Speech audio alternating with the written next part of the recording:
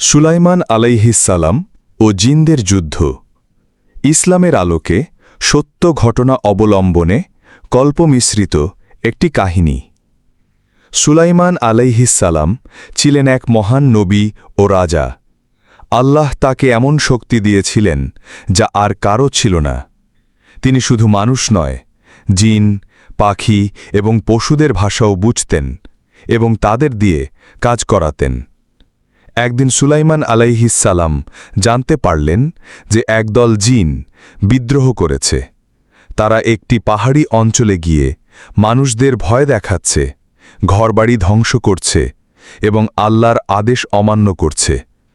সুলাইমান আলাইহিসসালাম তার বিশ্বস্ত এক জিন সেনাপতিকে পাঠালেন তাদের খবর আনতে। সে ফিরে এসে বলল, হে নবী, ওরা অনেক শক্তি সঞ্চয় করেছে। ওদের নেতা দাউর নামের এক আগুনের জিন। ওরা আপনার বিরুদ্ধে যুদ্ধের প্রস্তুতি নিচ্ছে। সুলাইমান আলাইহিসসালাম বললেন, আল্লাহর নাম নিয়ে আমরা তাদের সামনে দাঁড়াব। অন্যায় কখনো জয় পায় না। তিনি তার সেনাবাহিনী সাজালেন, মানুষের সৈন্য, আজ্ঞানুবর্তী জিন এবং আকাশের পাখিরা প্রস্তুত হল। যুদ্ধ শুরু হল।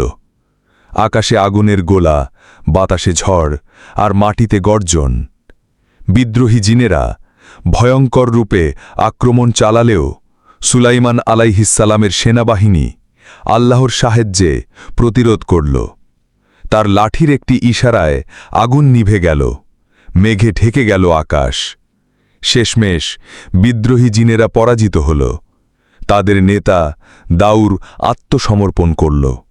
সুলাইমান আলাইহিসসালাম বললেন, তোমরা আল্লাহর আদেশ অমান্য করেছ, এবার কাজ করে সেই ভুল শোধরাও।